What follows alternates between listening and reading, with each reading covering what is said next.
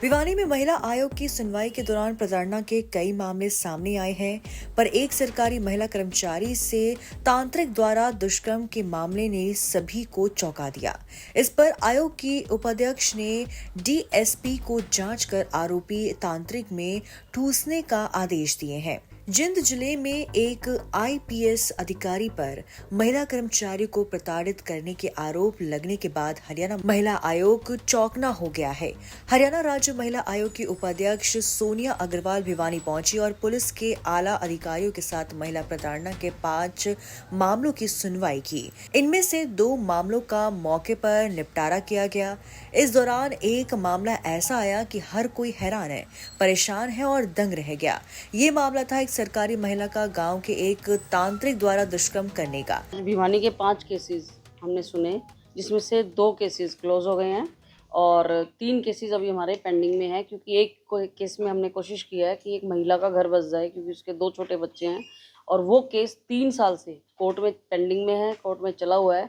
But एक छोटी सी चीज़ मैंने देखी कि जो केसेस कोर्ट में चले हुए हैं वो कहीं ना कहीं महिलाओं को लगता है कि हम जो है थाने में या आयोग में नहीं जा सकते, बट ऐसा नहीं है। मेरा एक छोटा सा मैसेज समाज को आप लोगों के माध्यम से है, जो केसेस हमारे कोर्ट में चले हुए हैं, चाहे वो 498 का है या फिर 125 का है या फिर डोमेस्टिक वायलेंस का है या कोई अदर केस है, वो महिलाएं भी आयोग या हमारी पुलिस को दोबारा बीच में संपर्क कर सकती है अगर उनको लगता है प्रोबेबिलिटी की कोई मीडिएशन करा के उनका घर बसा सकता है या फिर उनका कोई सोल्यूशन करा सकता है।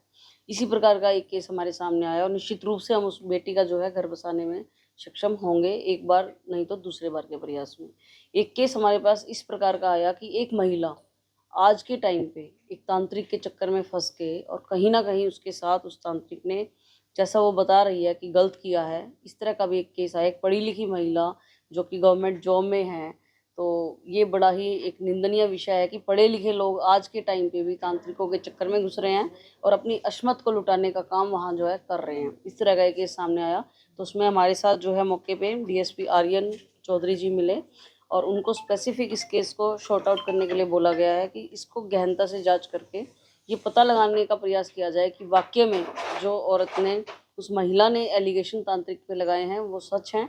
अगर सच्चे पाए जाते हैं वो एलिगेशन, तो निश्चित रूप से उस तांत्रिक को जो है जेल भेजने का काम किया जाएगा। उसमें अपने घर के अंदर एक मंदिर स्टैब्लिश करके चंदा इकट्ठा करने का, मैं कहूँ, एक प्रोफेशन भी बनाया हुआ मिला, जिसको आज पूरी रूप से बंद करवाने का काम भी कमीशन और पुलिस मिलकर कर रही है।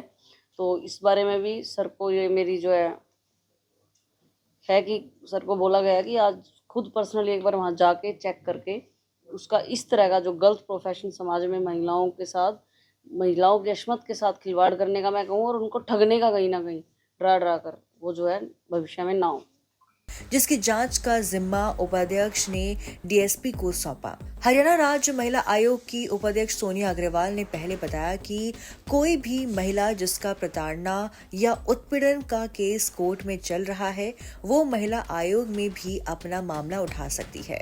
इसके बाद उन्होंने एक सरकार महिला कर्मचारी से तांत्रिक द्वारा दुष्कर्म के मामले पर कहा कि यह हैरान करने वाला मामला है। आज ये युग में पढ़ी लिखी महिला भी ऐसे तांत्रिकों के पास जाती है। उन्होंने कहा कि ये तांत्रिक गांव में अपने घर में मंदिर बनाकर दान और चंदा भी बटोरता है। उन्होंने कहा कि इस मामले में डीएसपी आर्यन चौधरी को जांच कर आरोपी तांत्रिक को जेल में ठूसने के आदेश दिए हैं। महिलाओं को उनकी सुरक्षा और अधिकारियों को सुनिश्चित करने के लिए सरकार और महिला आयोग हर समय तत्पर है। समय समय पर अंधविश्वास से दूर रहने के लिए जागरूक किया जाता है। बावजूद इसके बहुत सारी महिलाएं तांत्रिकों के झांसे में आकर न केवल अपना घर बल्कि अस्मत तक लुटा देती है। जो भी अब देखना होगा कि ये दुष्कर्मी तांत्रिक कब जेल की सलाखों के पीछे जाता है।